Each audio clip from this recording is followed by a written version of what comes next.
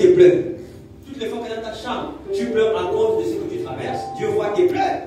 Parce que tes oppresseurs, il dit, j'ai vu ce que leur ont souffert, ces oppresseurs, Dieu connaît ceux qui nous oppressent. Il a vu, il a entendu, et il est descendu pour te délivrer par le canal de son serviteur, par le canal de ses prophètes. Et ce matin, je viens comme un prophète te dire que Dieu est descendu pour te délivrer et te conduire dans un pays où coule le lait et le miel. Quelqu'un dit Amen. Donc Israël était rempli de joie. Et pendant qu'ils sortaient de l'Égypte, un pays où ils ont souffert, vert. Parce qu'en réalité, on ne quitte pas un monde, on ne quitte pas un pays directement et on accepte sur le pays de la bénédiction. Il y a une marche, il y a un chemin. Quelqu'un dit Amen. Et ici, le problème est en train de marcher vers Canaan. Je suppose qu'il y avait des cantiques. Ils chantaient, ils louaient le Seigneur. Merci Seigneur parce que tu m'as sorti de l'Égypte. Seigneur, merci parce que tu m'as sorti de la souffrance. Oh merci, Seigneur, merci. Mais écoutez-moi bien. En réalité, ce qui est arrivé dans la vie d'Israël était prédit. Parce que Dieu a dit à Abraham, ta descendance sera esclave dans un pays étranger. Je les délivrerai après, je jurerai ce peuple. Ils sortiront de ce pays avec des richesses. Donc lorsqu'ils ont vécu ces choses, c'est parce que ça a déjà été prédestiné. Abraham était au courant. Mais je ne pense pas que le plan de Dieu était de faire naître la descendance d'Israël dans un pays pour connaître l'esclavage sans objectif. Tout ce que Dieu, occasion, nous permet, c'est pour un objectif bien précis. Dieu voulait glorifier son nom en Égypte. Mais pour ce faire, il fallait que son peuple soit émené captif. Alléluia. Donc, lorsqu'on sort d'une souffrance pour entrer dans le pays où le lait et le miel, il est important ici de se poser la question, quel est mon pays où coule le lait et le miel? Parce que ton pays n'est pas forcément mon pays. Chacun a son territoire de bénédiction. Chacun a son territoire de gloire. Et par rapport à ton territoire de gloire, Dieu va certainement te révéler, Dieu va forcément te dire où serait ton territoire de gloire. Certainement Dieu t'a parlé, t'a dit tu seras un grand homme, tu seras un homme d'affaires, tu vas être un homme de Dieu, tu seras ceci, tu seras cela, tu seras, tu seras. Il a dit à Abraham, je ferai de toi une source de bénédiction, je bénirai ceux qui vont te bénir, je bénirai ceux qui vont te maudire. Il dit quitte ta patrie et va là où moi je te conduirai. Il a donné à Abraham une promesse. Abraham est sorti de là, il est allé quelque part, il a quitté un territoire, il est parti sur la base de la promesse. Israël est quitté l'Égypte, ils sont partis vers Canaan sur la base de la promesse, parce que Dieu avait promis les introduire dans un pays où poussait le lait et le miel. Tu ne peux pas quitter un domaine si Dieu ne t'a pas parlé, si tu n'as pas entre tes mains la promesse de Dieu. C'est là que tu m'as dit de quitter mon travail, tu m'as dit de quitter cet homme, tu m'as dit de quitter tel endroit, mais qu'est-ce qu'en retour tu me donnes? Ah, ne quitte pas pour quitter, ne quitte pas pour quitter. Oh, l'église ne dit pas Amen. Amen. Ils avaient une promesse. Je vous conduirai dans un pays. C'est une promesse. Amen. Amen. Et ils sont sortis de l'Égypte. Pendant qu'ils marchaient, c'est la partie qui est très importante. Pour aller vers Canaan. Le chemin qui mène à Canaan n'est pas un chemin facile. À ce niveau, on peut vivre des combats. On peut vivre des tempêtes. On peut vivre plusieurs choses. Mais la parole de Dieu reste intacte et immuable. La parole de Dieu ne changera jamais. Dieu veille sur sa promesse. Dieu veille sur sa parole pour l'accomplir. Mais lorsque Dieu parle, il ne ment jamais. Il ne mentira jamais. Mais lorsque Dieu te sort d'un endroit et te conduit dans un autre, tu parcours forcément un chemin. Et sur ce chemin, tu peux t'arrêter en cours de route. C'est pourquoi on a dit que le chemin qui mène à la vie, on parle de chemin, le chemin qui mène à la vie, l'objectif c'est la vie, mais pour arriver à la vie, il faut passer par un chemin. Et que le chemin qui mène à la vie est restreint, rempli d'embûches, mais le chemin qui mène à la bénédiction est large. Donc le chemin qui mène à la gloire, à la facilité est large. Voilà pourquoi beaucoup de personnes deviennent des grands directeurs généraux, des hommes élevés, parce qu'ils ont emprunté la voie de la facilité. Ils ont emprunté un chemin où il n'y a pas de montagnes, il n'y a pas de vents contraires, il n'y a pas de tempêtes. C'est un chemin facile. Donc facilement, il occupe un poste. Il est élevé. Tu le vois, il est directeur général, il est ministre, il est ceci, mais il a emprunté un chemin tortueux. Monsieur, il est passé par un chemin. Mais quand Dieu parlait de je vous conduirai dans un pays où coule le lait et le miel, il devait forcément passer par un chemin. Mais le problème, c'est que sur le chemin en question, il y avait le non-dit de Dieu. Ah. Amen. Dis amen très bien. Dieu peut te révéler l'objectif de ta destinée. Je ferai de toi le président de la République, mais il te cache le chemin. Il a dit à David, tu seras le futur roi. Mais il n'a pas montré à David les combats par lesquels il devait passer avant d'accéder au trône. Mais ce matin, je suis venu te dire que la bonne nouvelle, c'est que malgré les tempêtes, tu dois arriver sur le chemin. Ils ont rencontré des obstacles. Alors, qu'est-ce que je voudrais expliquer ici en ce qui concerne les premiers obstacles de la vie d'un homme, en ce qui concerne l'obtention de la bénédiction? Premier niveau, ce que vous devez comprendre, c'est qu'en réalité, ce qui nous empêche de voir la gloire de Dieu sur le chemin, c'est notre personnalité intérieure, notre état d'esprit.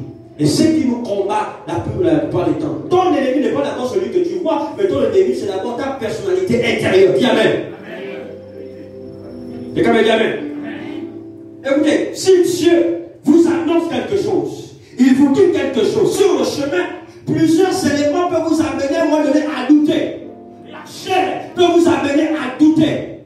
Les puissances de la chair peuvent vous amener à douter. Le fait que tu subis la souffrance sur ta partie physique, ton esprit ne souffre pas. Tu as faim dans ta chair, mais ton esprit n'a pas faim. Tu es blessé dans ta chair, mais ton esprit demeure intact. La partie demeure conservée dans votre être, ce n'est pas votre corps, mais c'est votre esprit. Plusieurs personnes de la Bible, plusieurs personnages, ils ont été persécutés à cause du royaume. Jésus a été touché dans sa chair, il a été flagellé, il a été frappé, il a été incisé, mais son esprit est resté intact. Donc malgré les combats qui vont t'amener à la crucifixion, à la mort, parce qu'on ne peut pas tuer l'esprit, on tue le corps. Quand le corps va mourir, ton esprit reviendra à la vie par le souffle.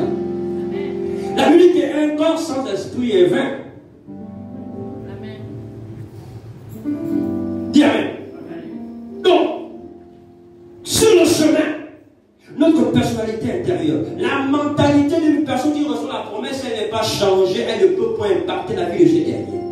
Voilà pourquoi Dieu commence d'abord à changer la mentalité du peuple. Sur le chemin, remarquez, la seule chose que Dieu donnait à Israël, c'était la loi. Dans quel but? Dans le but de formater, de changer leur mentalité, leur manière de penser. Est-ce que lui me dit amen? Est-ce qu'il me dit amen? Le premier obstacle de l'homme, c'est son état d'esprit, sa manière de penser, sa manière de réfléchir, sa manière de voir les choses. C'est là où le diable nous empêche d'avancer. C'est le premier obstacle. Et à ce niveau, il est important de se laisser conduire par le Saint-Esprit et non par la chair. Parce que sur le chemin, ce qu'on voit peut nous amener à douter. Ce qu'on entend peut nous amener à douter. Alléluia. Amen. Vous avez envie d'obéir à la loi de Dieu, au principe, mais la chair vous amène à agir autrement. Le Seigneur va te dire que quelque temps je vais te visiter, ne t'en fais pas. Mais pendant que les gens te visiter, tu passes plusieurs jours en train de rester sans manger, dans la faim et la soif. La promesse est là, mais ton corps subit. Tu ne manges pas. Ça, c'est la réalité. Pendant que tu sors de ta maison, tu es mal vêtu. Et maintenant, quand tu vois les gens en costume, il y a un petit complexe qui naît. Et tu dis jusqu'à quand? Pourquoi? Parce que tu as envie de satisfaire la chair. Tu as envie de mettre la chair dans un certain confort. Or, la promesse est d'abord spirituelle. Et nous sommes charnels. Il est important de laisser l'esprit prendre le dessus sur la chair. Parce que sur le chemin, remarquez l'attitude du peuple. Ils sont arrivés dans le désert, ils disent à Moïse, mais d'accord, on est sorti d'Égypte, on a faim. Or, ils ne savaient pas qu'ils étaient en train d'aller quelque part. Et lorsque vous allez quelque part, malgré la faim et la soif, votre objectif ne doit pas changer. Mais voilà, la faim, la soif a amené la rébellion du peuple. Qui avait faim? C'est la chair. La soif, c'est la faim. Dieu te dit, tu vas te marier. Mais à cause du fait que tu sens l'envie d'avoir l'homme à côté, tu te précipites à faire un choix dans lequel Dieu n'est pas à cause de la chair.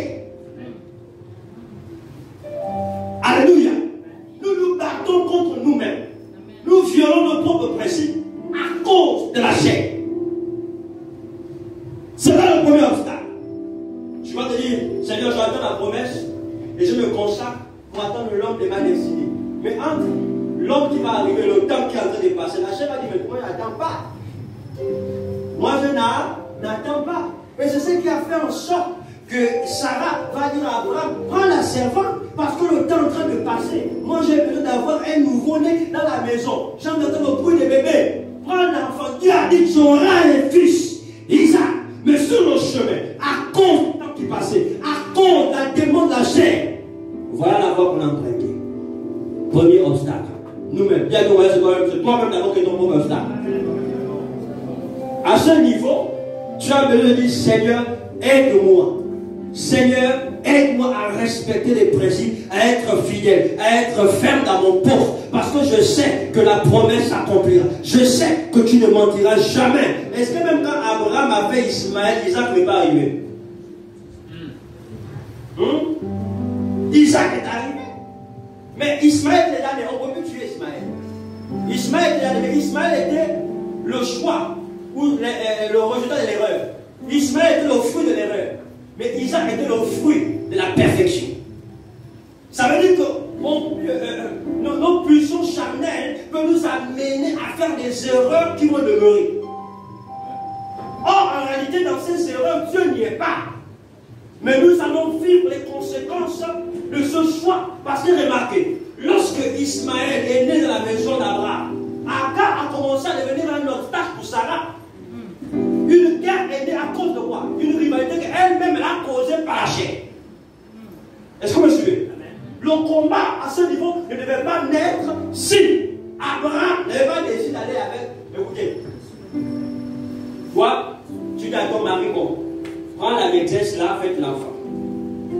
Au départ, c'est la maîtresse. Elle te voit comme la patronne. Tu lui as donné un autre manteau.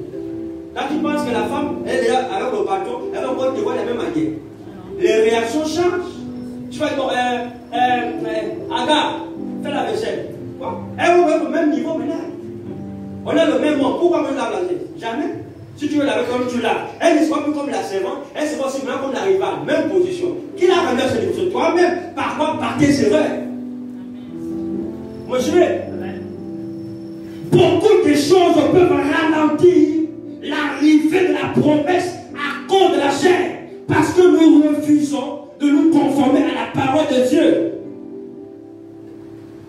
La deuxième chose qui peut de fois nous empêcher les vents contraires, les circonstances. Voilà Israël, il sort de l'Égypte, ils arrivent, ils voient la mer rouge, le désert. Frère, là, le chemin qui mène à Canaan, il y aura toujours des tempêtes, il y aura toujours le désert, il y aura la soif, il y aura la faim, il n'y aura pas d'aliments, il n'y aura rien.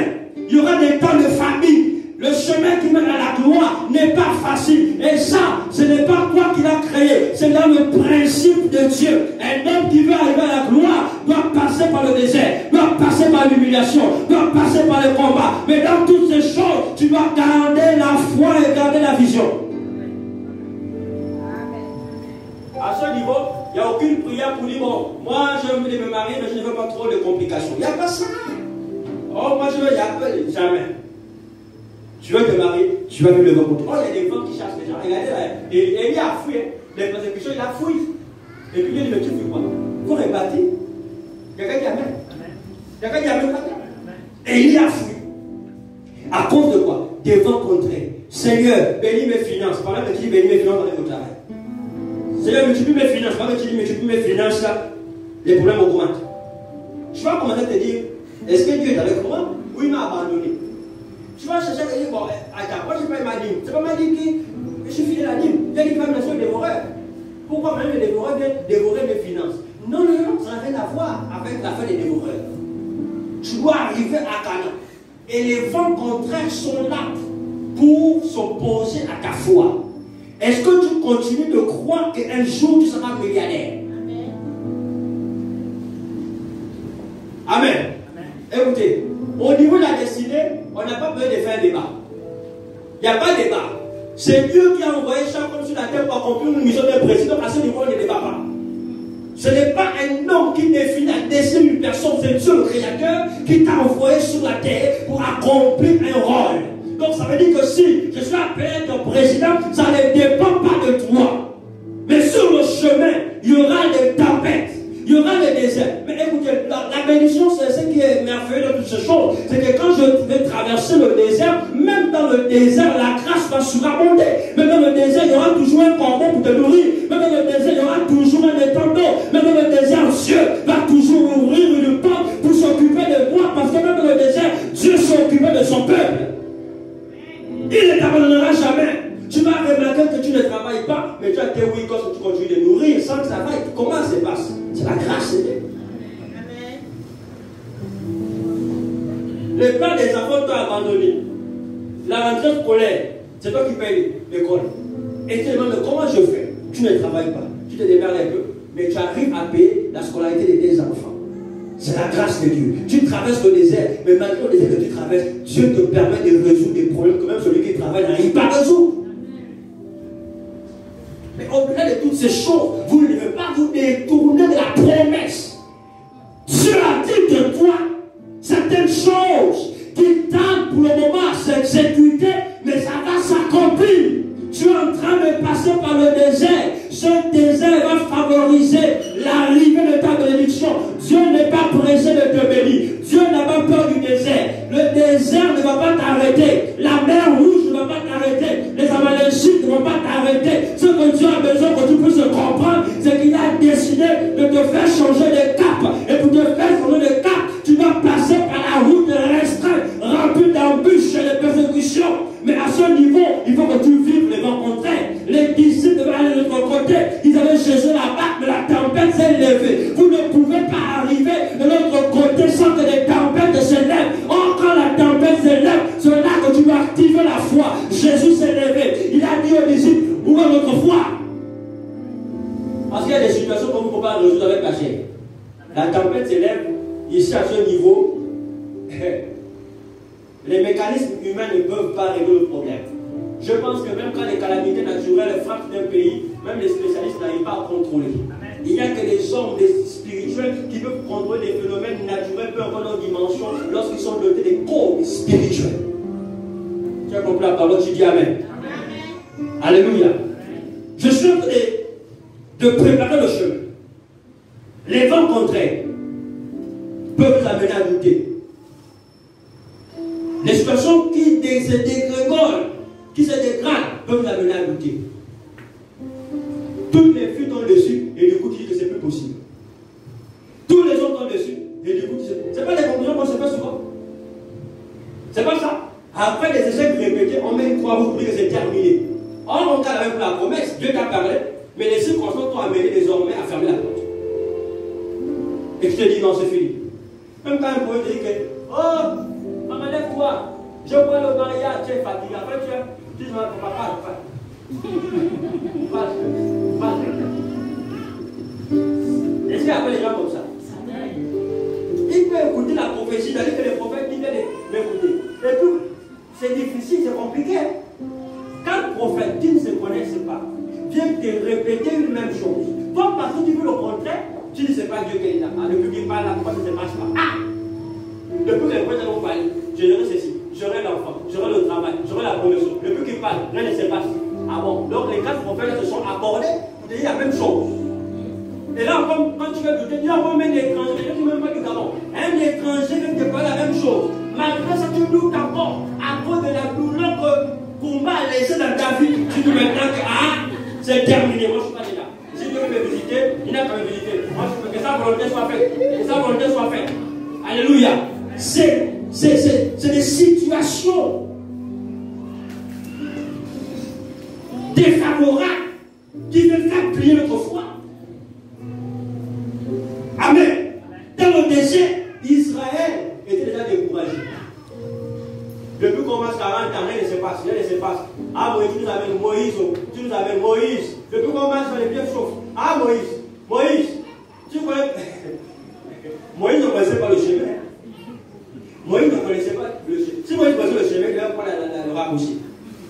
Moïse ne connaissait pas, c'est Dieu qui connaissait Moïse. Donc, l'homme de Dieu ne connaît pas le chemin qui va te mener à ton élévation. Il va te donner seulement des séquences, quelques parties, mais pas la totalité. Parce qu'il te donne la totalité, Dieu ne sera plus Dieu. Amen. Alléluia. Amen. Donc, Dieu te cache le mystère. Tu ne sais pas comment il faut faire. Mais Dieu te seulement dit tu seras, tu seras, tu seras. Alléluia. Et c'est là où tu seras là. Où beaucoup en chemin abandonnent, se découragent, ils jettent l'éponge. Papa, c'est fini. Oh, dans le ministère, ils laissent le filet de pâte. Et moi, la foule, ils laissent le filet découragé. Quand je laisse le filet, ça fatigue. C'est la même chose. Mais ça décourage. J'avais d'abord 1000 personnes. Tu n'as que 2 personnes. Ça décourage. Mais qui t'a dit, pour avoir une église, une cathédrale de 4000 personnes, de 10 000 membres, tu seras dans le succès. Non, un ministère pour le succès n'est pas un ministère. Il faut que des fois les gens partent. On t'abandonne, même chez eux, son ministère est abandonné même par les siens. Amen. Les circonstances, notre personnalité et en dernier ressort, notre environnement, nos intimes, les gens qui marchent avec nous, beaucoup nous découragent. Beaucoup nous empêchent de continuer à persévérer. Mais toi, depuis que tu attends le fait du mariage, laisse, il y a des choses qu'il faut mettre même le mécanisme. Quand tu n'attends pas, toi, on va chercher l'homme et créer des suçons. Toi-même faire. Jacques-moi, je suis là. Je suis libre. Je suis libre. Il n'y a personne. Donc je suis là. Amen. Tu n'as pas besoin de dire que tu es là. Dieu veut dire que tu es là.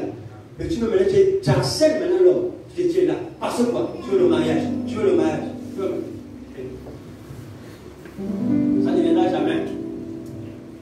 Dès qu'il va te toucher un peu, il va sauter. Et l'autre ami va sauter, il va sauter. Ils vont sauter, tous vont sauter. Oh non, voilà, je cherche une qualité de femme là. On m'a cherche. Il n'y a pas. Il n'y a rien. Amen. Remarquez même vous-même. Vous ne voyez pas que les femmes, la fin du mariage, c'est comme des poules. Dans un poulailler, tu veux une poule qui est un certain genre. Mais imagine 1000 poules sont là. Tu choisis quelle poule? Ils ont les mêmes couleurs.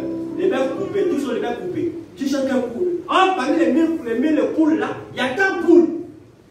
Mais dans 1000 poules qui se ressemblent, qui marchent de la même manière, tu vas voir, mais ta poule est où? Tu choisis quelle poule? Tu seras obligé maintenant de prendre poule par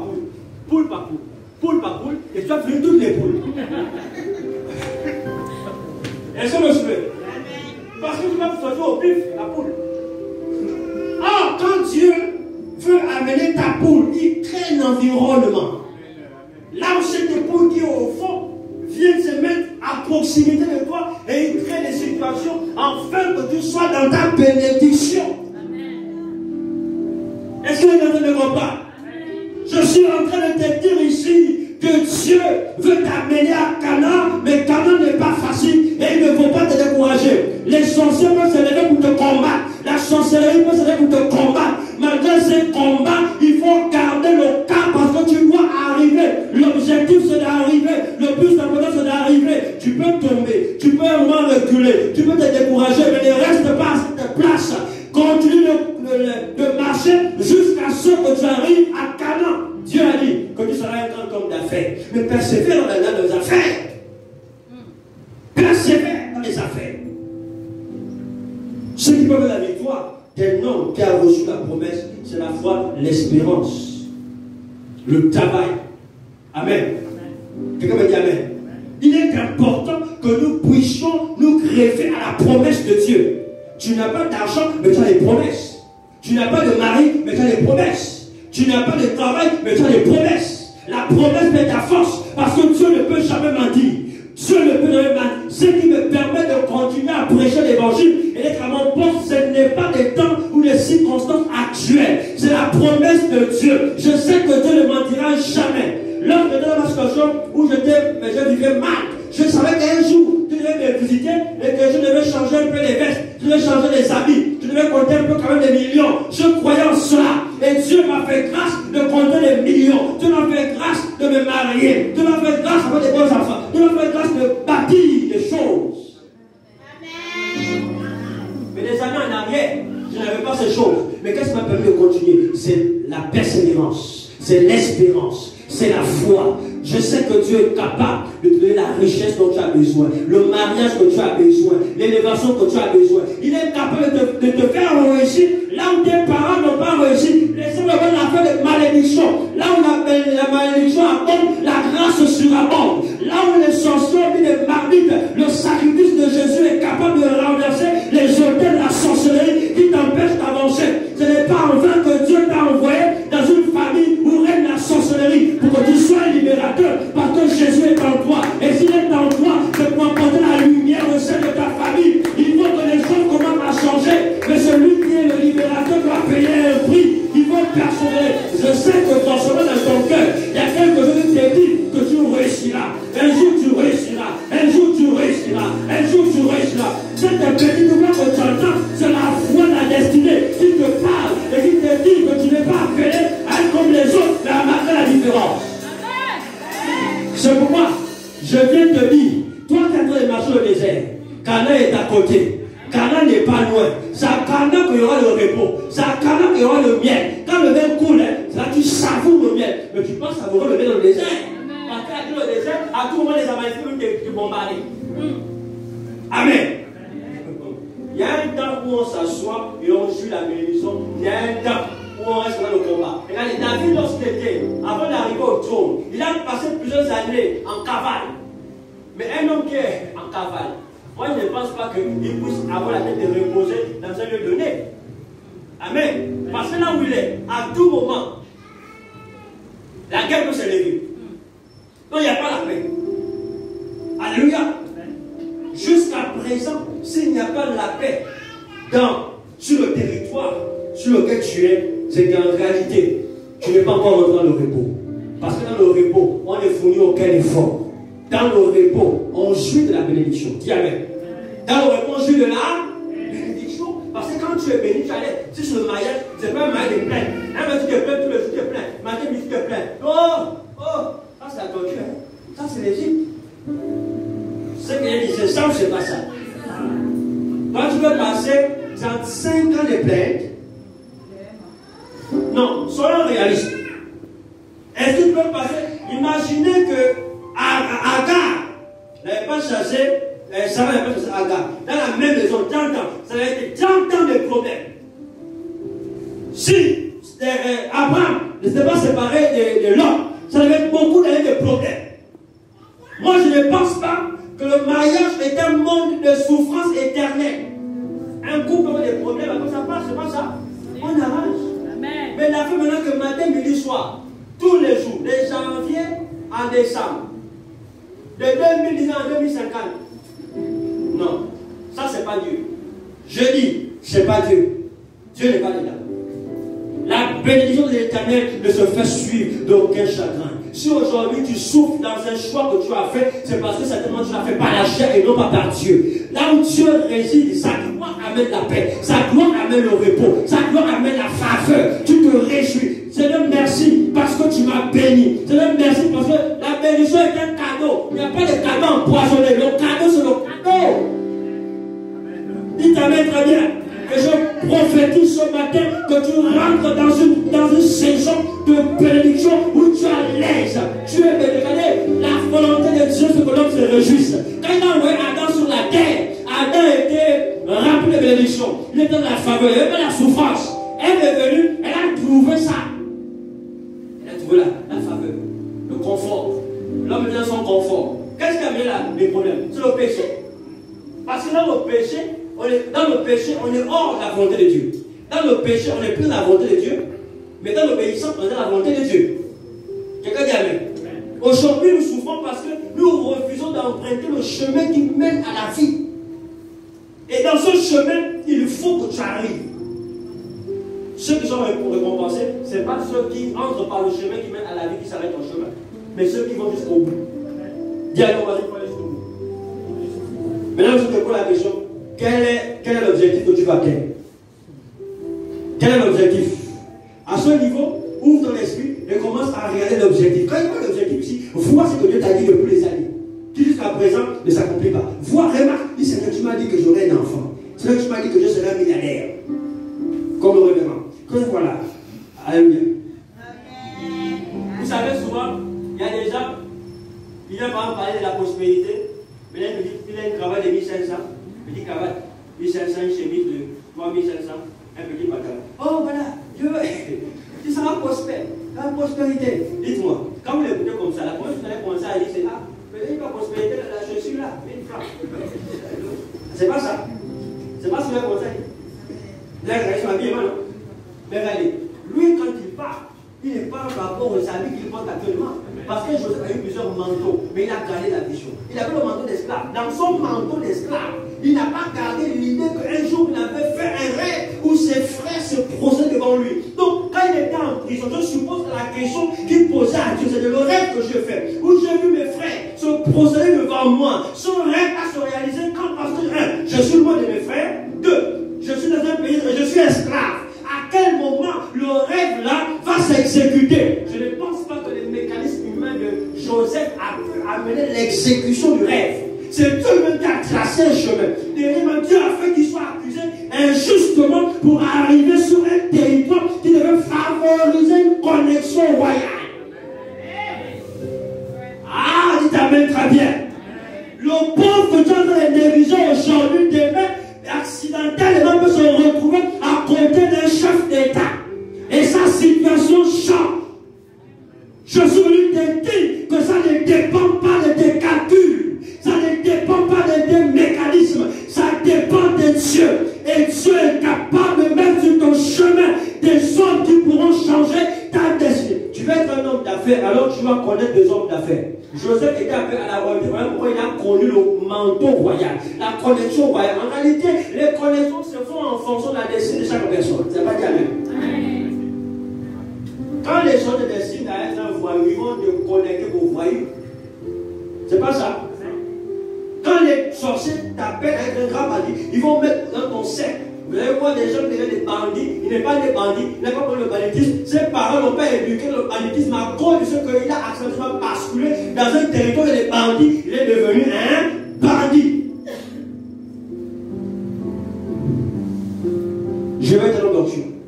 Marche avec des hommes d'onction. Marche avec des hommes qui manifestent des miracles. Ils vont t'impacter, ils vont t'inspirer. J'ai là où tu es là, tu n'es pas plié. Si tous les jours tu dors avec un qui plie le soir, il plie avec 4 heures, il plie avec 3 heures, ça te dérange. Mais toi aussi, tu as plié, c'est comment? Oh, il se réveille à 3 heures, oh Jésus, oh 3 heures, oh 5 heures, c'est lui qui te réveille le matin. Ah, Jésus. Eh, moi, je vais te réveiller sur t'asseoir. Ah, Jésus. Jésus. Jésus. Alléluia. Quelqu'un veut dire Amen très bien. Quelqu'un veut dire Amen très bien. Alléluia. Voyez, quand même, moi, je suis là-bas. Voyez, j'ai mon fils, là, vous habitez derrière une église. Derrière une église. Et là où il y a le tam-tam, c'est là où il y a ma chambre. Donc, tout l'animateur, il faut laver les pieds, taper. À côté de la tête. Donc, il faut la veiller obligatoire avec eux. Plus de quand il tape, on lui comment tu peux le thé, rien. Il tape, viens grâce, viens saute. Obligé maintenant d'aller au salon, maintenant m'asseoir. Seigneur, maintenant. Oh, la table de grâce. Jésus. Mais Dieu m'a dit comment? Alléluia. Parce qu'il me prend bête. C'est ça. Si tu as côté de quelqu'un qui compte beaucoup d'argent, et quand il compte l'argent comme ça, il fait des affaires. Toi aussi, toi aussi, on va être créé pour toi. Amen. Quelqu'un dit Amen. Amen. Dans la destinée, sur le chemin qui mène à Canaan, il faut vous entourer de personnes qui ont le même couloir et la même destination. Tu es appelé à être un roi, je suis appelé à être un roi, alors nous marchons ensemble. Amen. Bon, mais comment un nègre va manger un poussin? Un nègre, alors le poussin va toujours faire tout pour retenir l'œuvre au sol. Oh, l'œuvre, lui, ne va pas être au sol. Amen. Lui, c'est les airs, les hauteurs. Pour le poussin, comme ils sont amis, ah bien, on s'est fait aigle, restons ici. Mais plus l'aigle va rester au sol, il va affaiblir sa vue. Plus l'aigle va rester au sol, il aura du mal à détecter des kilomètres de bénédictions ou des proies qu'il va saisir. Parce que le poussin va l'amener être là. Tu n'es pas un poussin, tu es un aigle, mais tu veux être le poussin. Voilà pourquoi tu deviens poussin. Tu dénatures ta nature. Voilà les personnes qui dénaturent leur nature. Dites Amen, très bien. Dis je me détache. Dis je me détache. Je vais parler à toutes les personnes qui ont des problèmes de finances.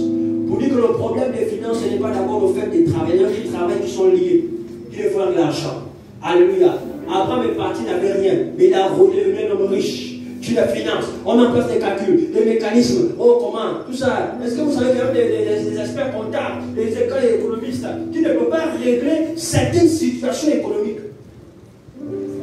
Au Cameroun, nous n'avons pas d'écrit économique. Il n'y a pas des grands économistes qui peuvent venir au président des conseils pour économiser au président. Voilà, oh, il a le service grain, oh, le travail. Service grain, ça a commencé un peu, les Camerounais ont dit le travail comme la forêt. On dit, mais la boue ou pas? Rien. Alléluia. Il voulait équilibrer un peu l'économie du Gabon. Avant, vous voulez équilibrer l'économie du Gabon. Parce que le Gabon est voué à un fond qui contrôle tous les systèmes. Voilà pourquoi vous malgré les systèmes qui mettent en place pour essayer de mettre la population à l'aise, ça ne marche pas. Au contrôle que ça diminue, ça au combat que la nourriture. C'est fini. La tomate, on a coûté 500 000 tomates des enfants. 500. Le taxi, ici, au Vélou, c'est 5 000. Là, vous allez bien prier le Seigneur. Et quand vous allez prier le Seigneur, oh, voilà, la richesse, ça ne deviendra pas. Puis, comme les personnes demandent de la richesse, ça ne devient pas. Dites-moi très bien. Je vais vous dire une chose. Il ne faut pas libérer dans Dieu faire une prière qui n'impacte pas votre destinée. Il faut prier de manière à ce que lorsque vous priez, la prière favorise l'atmosphère qui va déterminer l'arrivée des finances. L'argent ne vient pas de ton du ciel. Dites amen. Lorsque Élisa a dit demain il y aura à manger, il dit à Israël, demain il y aura à manger. Il y a quelqu'un qui a dit, même si Dieu ouvre les fenêtres du ciel, quelque chose n'arrivera jamais. Quand Élisée prophétise, il dit demain il y aura à manger, alors qu'il y avait la famine. La Bible dit, par contre lépreux, la famine a été stoppée parce qu'un pays ennemi a laissé le butin à Israël. Est-ce qu'on le suivait? Israël, Élisa a parlé. Il y aura le pain demain. Mais est-ce qu'il a dit comment le pain va venir? Il n'a pas dit comment le pain devait venir. Il a dit demain il y aura le pain. Mais il n'a pas dit comment. Or, le comment explique pourquoi les 4 lépreux sont allés dans un pays ennemi. Et ce pays ennemi va laisser la richesse, va laisser la nourriture, va laisser l'eau. Pendant qu'Israël vivait la famine, à côté, il y avait des Syriens qui avaient leur maison à manger. Il peut arriver que toi, en tant qu'enfant de ta maison, il n'y a pas à manger. Mais à côté, il y a un païen qui a le butin, qui a le pognon, toi tu souffres. Mais quand le prophète te dit que ma fille, dans ta maison, tu vas compter les millions. Ah, papa, mais ne travaille pas. Qui dit que son travail t'a amené l'argent? Qui t'a dit que c'est un système? La foi est une ferme assurance des choses qu'on espère. C'est-à-dire, je sais que demain dans ma maison, il y aura à manger. Même si je ne travaille pas, personne ne travaille dans ma maison. Mais parce que je suis avec toi, parce que tu es mon sauveur, parce que tu es mon protecteur, tu es celui qui pourvoit mes besoins. Je ne compte pas sur ma sagesse, sur mon intelligence, mais je sais que demain, sur la base que ton serviteur a déclaré, demain il y aura à manger. Est-ce que tu ne sais pas aussi seulement tu crois au Seigneur? Demain le païen qui est à côté, qui ne disait jamais bonjour, qui ne te regardait même pas. Est-ce que tu sais que pendant la nuit, tu peux bouleverser son sommeil pour qu'à partir de ce moment, il commence à t'arrêter et te dire viens dans ma maison. Aïe, aïe, aïe, aïe, aïe, aïe, aïe, aïe. L'église ne dit pas, mais moi j'ai un projet qui tourne autour de 200 millions. Bon, maintenant, les offres ici n'atteignent même pas par mois, même pas 1 million, même pas 1 million. Bon, moi j'ai un projet qui tourne de 200 millions. Maintenant, si on dit que pour moi, 200 millions, j'aurai les 200 millions là. Et quand ces 200 millions, je vais réaliser ça.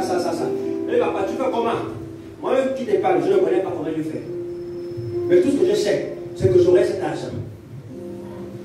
Pourquoi? Parce que dans les faits de commencement, j'ai vu ce que Dieu a fait dans ma vie. Et s'il a pu le réaliser, c'est que je peux atteindre les 200 millions. Ça ne te regarde pas, ça ne t'engage en rien, parce que chacun a sa destinée où le miel va passer. Quand le miel va couler sur ma vie, sur les planches, ne viens pas te coller à moi pour le miel de là. C'est mon miel, il amène très bien. J'ai ton miel, j'ai mon miel. Si on est jaloux de toi, ça n'engage que les jaloux. Laisse-les écrire en te critiquant. Chacun fait sa vie de le charbon. La caravane passe. Ne vis pas pour les autres. Les gens vont te décourager, mais toi ne te décourage pas. Tu vois une femme, tu te dis que quand tu vois comme ça, l'autre qui a été fatigué, laisse. Elle n'est pas là, elle vit une vie bizarre, elle n'est pas stable. Quel conseil elle peut te donner?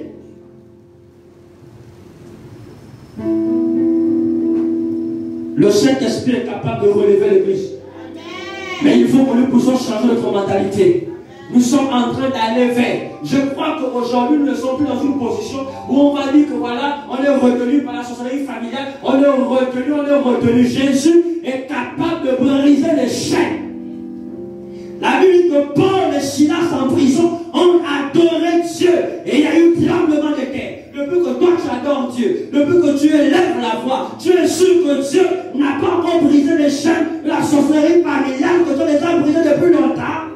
Tu as déjà sorti de l'Égypte, mais ne t'arrête pas à la porte de l'Égypte.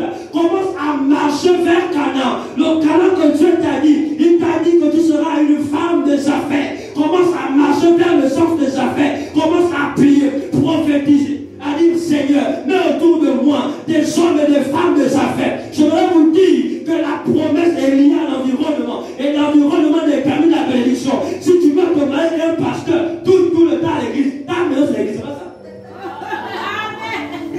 Oh, Dieu dit que tu seras un pasteur. Donc toi maintenant, ton champ d'attaque, c'est les églises. Parce que les pasteurs, là, on commence où? Leur bureau, c'est pas les églises. S'il y a un mec pourquoi? On se va rentrer au bar, on se rencontre à l'église. Et elle est bien accompagnée qui sont petits frères en délivrance. Elle n'est plus même pas ici. Voilà. Ouais, bien sûr, sa vie pasteur. Amen. Et là, je pense même à ces projets, elle avait un pasteur. Je pense pas. Mais quand elle arrive, regarde une chose simple. Elle m'a expliqué que le jour même où elle accompagne son petit frère, c'est même sa mère qui veut que toi, ton petit frère, les esprits. Accompagne ton petit frère. Ah, moi je suis fatigué, accompagne. Ah, accompagne. Elle ne savait pas qu'accompagner là. Dieu avait déjà calculé qu'il y aura aussi un problème. Moi, je vais apprendre à tout. Et là encore, c'est une de mes filles de plus. Moi, je dis, papa, j'ai un souci, viens prier pour moi. Ici, à l'intérieur. Oh, il s'occupe bien, comme plus pour moi. Donc, quand j'arrive, c'est là. Là. Amen. Alléluia. Donc, ça dit que si Dieu t'a dit que c'est le pasteur, ma fille, tu aurais un pasteur.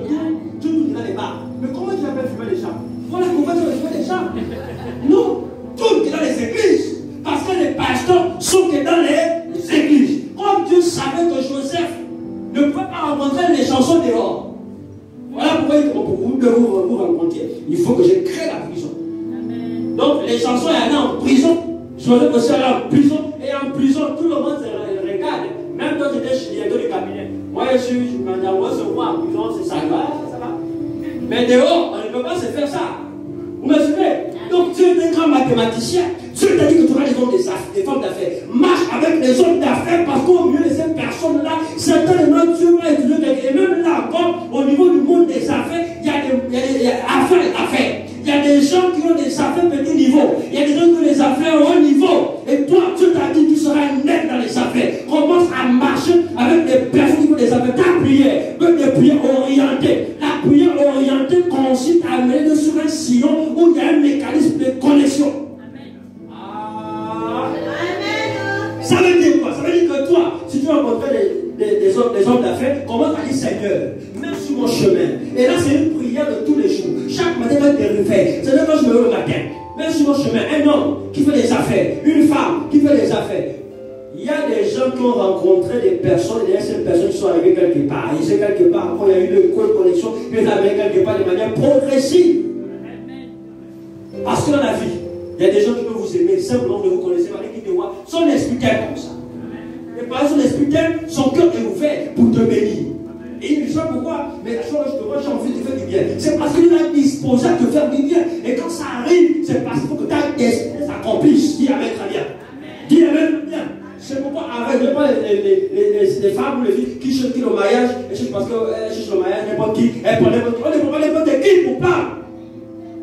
Parce qu'il y a des combats compliqués, il y a des souffrances après.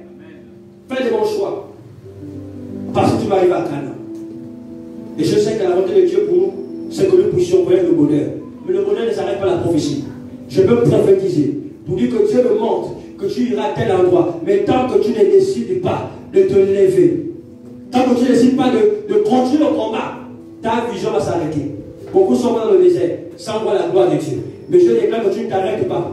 Que tu t'arrêtes pas. Ceux qui ont commencé l'école, et ceux qui font l'école, après ils s'arrêtent, ils deviennent maintenant des braqueurs, ils deviennent des clandomans. Mais je refuse que tu sois un clandoman, que tu ne fasses pas des tests, tu vois des tests, t'as vu dans des tests, je refuse. Au nom de Jésus, au nom de Jésus, tu dois avoir ton bac, tes enfants doivent avoir le bac, tout esprit qui bloque les bacs dans les familles, nous les renversons au nom de Jésus. Et nous prions que l'esprit d'école, l'esprit d'apprentissage, l'esprit d'entrepreneuriat soit notre partage au nom de Jésus. Que ta mentalité change ce matin.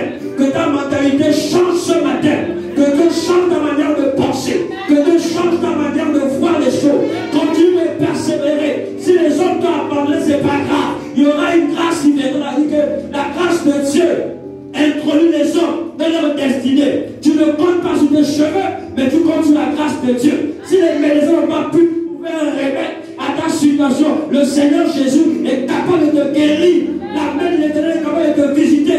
Si les hommes de Dieu priaient pour toi, rien ne s'est passé. Le temps viendra de manière souveraine. L'Éternel va changer ton cas, mais pourvu que tu restes dans la persévérance. Parce que dans 5 ans, ta situation va changer. Tu as commencé à nous revoir dans 5 ans. Dans 5 ans, si tu as la même place, dites-moi, on fait quelle prière?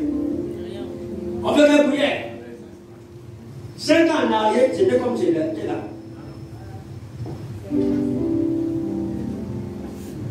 Tous ceux qui louent, dans 5 ans, je vous condamne les terrains. Tu travailles, fonction publique, dans 5 ans, si tu n'as pas un terrain, voyez où tes femmes. Mais je vous bastonne.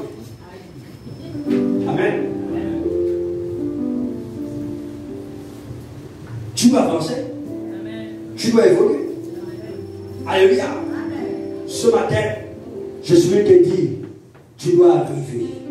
Ils sont nombreux. La Bible a dit, si une armée se lève contre moi, vous devrez marcher. Je serai malgré sur l'appel de confiance. Si une armée s'est levée, écoutez, il y a des armées qui ont dû se lever. Il y a des ennemis qui ont dû se lever. Parce que la vie a dû les jaloux. Amen. Même quand tu n'as rien, on te jalouse toujours. Quand tu le combat. Donc, que tu aies quelque chose, que tu le pour quelque chose, on te combat toujours. Avec ou sans rien, on te combat toujours. Donc, il n'y a aucune prière pour arrêter le combat. Donc, il faut simplement rester dans une dimension où tu peux affronter chaque combat. Amen. Comme aujourd'hui, tu viens à l'église parce qu'il n'y a plus de travail. Papa, je suis découragé. Donc, une circonstance t'a arrêté sur le chemin. Oh, papa, je l'ai vu parce qu'il y a un homme qui m'a frustré dans mon amour propre. Dans ton amour propre, il t'a frustré et tu abandonnes le Seigneur. Voilà des personnes qui ont du mal à voir la gloire de Dieu à cause des détails, des petits détails qui ne doivent même pas exister. Ce matin, je t'annonce que tu seras un homme élevé, une femme élevée, dans le ministère que Dieu t'utilise puissamment, dans le ministère que Dieu t'amène à la hauteur, dans le ministère que Dieu fasse de toi un bâtisseur, dans le ministère que Dieu fasse de toi un père, un encadreur, un leader, dans les affaires que tu sois un flambeau. L'Éternel va t'amener dans autre dimension. Ce n'est pas des choses que l'on déclare. Il faut que vous puissiez vivre ces choses, et ça par la foi. Moi je crois que Dieu va nous bénir. Parce que sinon ce ministère devait fermer les prix. Parce que sinon, plusieurs membres de ceux qui devaient à partir. En fait, je veux parler de moi, ceux qui étaient dans le noyau. Dieu s'est réservé un fer de reste parce qu'il doit garder le flambeau. Dans 10 ans, voilà, l'année prochaine, on fait 10 ans. Amen. On fait 10 ans. J'ai cliqué sur Internet là. Il y a une église, je ne sais pas si c'est au Congo ou au Rwanda, où il y a près de 2 millions de membres. 2 millions. Et ils ont fêté leur 37e anniversaire. Ils ont 2 millions de membres dans le temple. Et puis, dans le temple en question, il y a un musée où on retrace l'histoire de l'église. Comment ils ont commencé. Et là, dans le musée, ils ont montré comment à l'époque, ils ont commencé, ils utilisaient les tam-tams. Voilà. Et dans les tam-tams, ils ont commencé avec quelques personnes du village où il y avait pratiquement peut-être 20 personnes. Donc, 20 personnes utilisaient les tam-tams, les balafons. Et ils ont commencé le ministère. Mais ça, 37 ans d'existence. Pour nous, l'année prochaine, on fait 10 ans. Bon, maintenant, on fait 10 ans. Parce que quand on fait l'anniversaire, on a présenté quand même le bilan de l'église pendant 10 ans. Qu'est-ce qu'on a réalisé? On a pu avoir tant d'églises, voilà, tant de pasteurs. Après, amen. On vient présenter l'évolution de l'église, c'est pas ça. 10 ans. Mais attendez, quand l'année prochaine vient, on nous dit. Et ce sont des choses de fois qui peuvent décourager, qui vont te dire que, ah, mais je suis là, est-ce que dans ce ministère, je vais m'épanouir? Non.